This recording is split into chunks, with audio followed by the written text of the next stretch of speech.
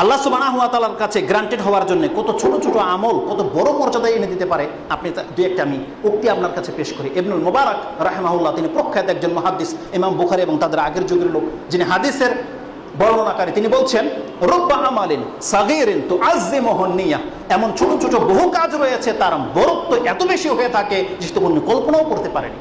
রব্বা আমালিন কাবীরিন তুসাগগিরুহু নিয়া, আর এমন ছোট ছোট বহু কাজ রয়েছে তার নিয়তের কারণে তার কোনো মূল্য আল্লাহ সুবহানাহু ওয়া তাআলা দেয়।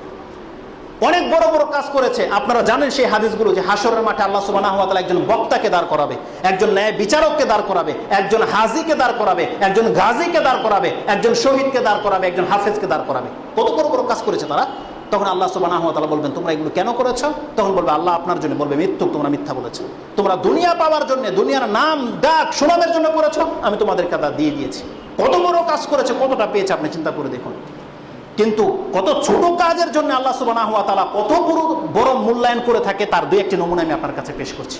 রুব্বা আমালিন সাগীরিন তুআজ্জিমুহু নিয়া, জান্নাতের চাইতে বড় মর্যাদার কি হতে পারে একজন বান্দার কাছে? আর আল্লাহ সুবহানাহু ওয়া তাআলা সেই জান্নাত কাউকে ছোটখাটো কাজ করার কারণে দিয়ে দিয়েছে। তার একটি হলো, আপনি পড়ুন বুখারী এবং মুসলিমের আরেকটি হাদিস, আবু হুরায়রা রাদিয়াল্লাহু তাআলা থেকে বর্ণিত। তিনি বলছেন, মাররা রাজুলুন বেগুসনি শাজারাতিন আলা যাহারি তারিক, একদিন কোন এক ব্যক্তি রাস্তার উপরের একটি গাছের ঢাল পড়েছিল, সেটা দেখে বলেছিল, ফাওয়াল্লাহি লা উনাহিয়ান্না হাযা আনিল মুসলিমিনা লা ইউযিহিম, আমি এই গাছের ডাল থেকে অবশ্যই এখান থেকে সরিয়ে দেব যাতে কোনো মুসলমান বান্দার কষ্ট না হয়। তার নিয়তটি কি ছিল?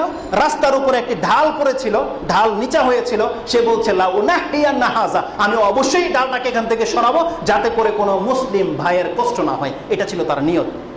আল্লাহ সুবহানাহু ওয়া তাআলা কি করেছে তার সাথে জানেন? ফাউদখিলাল জান্নাহ, তাকে জান্নাত দিয়ে দিয়েছে।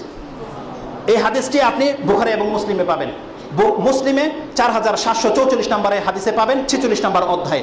রাসূলুল্লাহ সাল্লাল্লাহু আলাইহি ওয়াসাল্লাম অনেক বর্ণনায় রয়েছে, সেই ব্যক্তিকে যখন জান্নাতে উৎফুল্ল অবস্থায় নাচানাচি করতে দেখেছে, রাসূলুল্লাহ জিবরাইল আলাইহিস সালামকে জিজ্ঞেস করেছিল, মা শানু, এর কি হয়েছে, এরকম করছে কেন?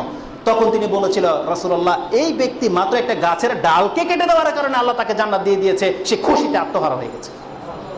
একটি ডালকে কেন্দ্র করে চিন্তা করতে পারেন নিয়ত মানুষকে কোথায় পৌঁছতে পারে। একটি ডাল কেটে দেওয়ার কারণে তাকে ক্ষমা করে দেওয়া হয়েছে। তাও কাদেরকে কষ্ট দেবে না? মুসলিম ব্যক্তিদেরকে কষ্ট দেবে না। সে এটা ভাবেনি এখান দিয়ে কোনো বেদাতি যাচ্ছে না, মুশরিক যাচ্ছে না, মুনাফিক যাচ্ছে, এটা দেখার বিষয় নেই। এই ভাষান্টেক এলাকায় মুসলিমরা বাস করে, অধিকাংশ মুসলিম, এখানে মুনাফিক থাকতে পারে, মুশরিক থাকতে পারে, বেদাতি থাকতে পারে, কিন্তু আপনি করবেন জনসাধারণের উদ্দেশ্যে। প্রত্যেকে আমরা মুসলিম, কারণ হুকুম লাগানোর ক্ষমতা হচ্ছে আল্লাহ সুবহানাহু ওয়া তাআলার। আপনি তার গোয়েন্দাগিরি করার কথা আল্লাহ সুবহানাহু ওয়া তাআলা বলেনি। বাহ্যিকভাবে সে মুসলিম, মুসলিমরা এই এলাকায় চলাফেরা করে, এই রাস্তা দিয়ে চলাফেরা করে, এই রাস্তা থেকে যে কোনো কষ্টদায়ক ব্যক্তি যদি শুধুমাত্র মুসলিমদের ব্যবহারের জন্য উপযোগী করে দেয়, আল্লাহ সুবহানাহু ওয়া তাআলা তার জন্য জান্নাত রেখেছে, যে হাদিস থেকে আমরা প্রমাণ পাচ্ছি। আরো কত ছোট আমল করলে জান্নাত পেতে পারে, আপনাকে আমি আরেকটা হাদিস শোনাচ্ছি, যেটা আপনি মুসলিমের 754 নম্বরে পাবেন, ওযুর অধ্যায়। রাবিয়া ইবনে কাবিন আল আসলামী, তার কথাটা অনেকেই জানেন। এই হাদিসটা আমি এখানে একটি বিশেষ কারণে নিয়ে আসছি। তিনি বলছেন, কুনতু আবিতু মা রাসূলিল্লাহি সাল্লাল্লাহু আলাইহি ওয়াসাল্লাম, কোন একদিন আমি রাসূল সাল্লাল্লাহু আলাইহি ওয়াসাল্লামের সাথে রাত্রি কাটিয়েছিলাম। ফাআতাইতুহু বিহাজাতিন ওয়া ওয়াদুইন, ফাআতাইতু বিউদুইহি ওয়া হাজাতিহি, একদিন আমি রাসূলুল্লাহ সাল্লাল্লাহু আলাইহি ওয়াসাল্লামকে পানি এনে দিলাম তার ওযু করার জন্য এবং তার কাজে হাজত পুরা করার জন্য। এতটা কাজ সে করেছে। রাসূলুল্লাহ সাল্লাল্লাহু আলাইহি ওয়াসাল্লাম বলল যে, ও ভাবি, ও যদি কিছু চায়, আমার জন্য কষ্ট করে পানি নিয়ে এসেছে, তিনি বলছেন তুমি কিছু চাও আমার কাছে, সাল রবে, তুমি চাও আমার কাছে কিছু। রাসূল সাল্লাল্লাহু আলাইহি ওয়াসাল্লাম ভাবছে দুনিয়ার কিছু তাকে দেওয়া হবে। এই ব্যক্তি কি করেছে? সুবহানাল্লাহ, রাসূল সাল্লাল্লাহু আলাইহি ওয়াসাল্লামকে পানি এনে দিয়েছে, তিনি তার চাওয়াটা এখন প্রকাশ করছে। তিনি বলছেন, আসআলুকা মুরাফাকাতাকা ফিল জান্নাহ, ইয়া রাসূলুল্লাহ, আমি আপনার সাথে জান্নাতে থাকতে চাই। কি করেছে সে কাজ? এক লোটা পানি এনে দিয়েছে। কি করেছে বলেন আপনি আল্লাহর কাছে? কি করেছে সে? তার বিনিময়ে সে রাসূলুল্লাহ সাল্লাল্লাহু আলাইহি ওয়াসাল্লামের সাথে জান্নাত চাচ্ছে। আপনি কি বুঝতে পারেন কথা আমি কি বলতে চাচ্ছি আপনাকে? একজন সাহাবী, তিনি জানেন একটা এত সাধারণ কাজ, দুনিয়াবি কাজ, আরে দুনিয়াবি কত তুচ্ছ কাজ, সে এর বিনিময়ে আল্লাহর কাছে জান্নাত চেয়ে বসে আছে। আর এই হাদিসটা আমাদের পর্যন্ত পৌঁছানোর মানে কি? তার মানে আল্লাহ সুবহানাহু ওয়া তাআলা চাইলে তাকে জান্নাত অবশ্যই দিবে। আমরা বিশ্বাস রাখি প্রত্যেকটা সাহাবী ইনশাআল্লাহ জান্নাতি। কোনো সন্দেহ আছে তাতে? তাহলে এই ছোটখাটো কাজ করে তারা জান্নাত চাচ্ছে। এই হাদিস সম্পর্কে আরেকটি কথা আমি বলে দিই, এটা আমি হয়তো হলফ করে বলতে পারি এরকমের কথা আপনি কখনো শুনেননি। হয়তো কোনো বেদাতপন্থী মুশরিক আপনাকে দলিল দিয়ে দিবে, দেখো এই যে রাসূল সাল্লাল্লাহু আলাইহি ওয়াসাল্লাম জান্নাতের মালিক, তার কাছে জান্নাত চাচ্ছে। পশ্চিম কালেও নয়, এই সাহাবী রাসূল সাল্লাল্লাহু আলাইহি ওয়াসাল্লামের কাছে জান্নাত চায়নি। নিঃসন্দেহে সে ভেবেছিল যে আমি তো জান্নাত যাবো ইনশাআল্লাহ, রাসূল সাল্লাল্লাহু আলাইহি ওয়াসাল্লাম তো জান্নাতি, আর কোন কোন জান্নাতি, সর্বশ্রেষ্ঠ জান্নাতি, তার কোনো সন্দেহ ছিল?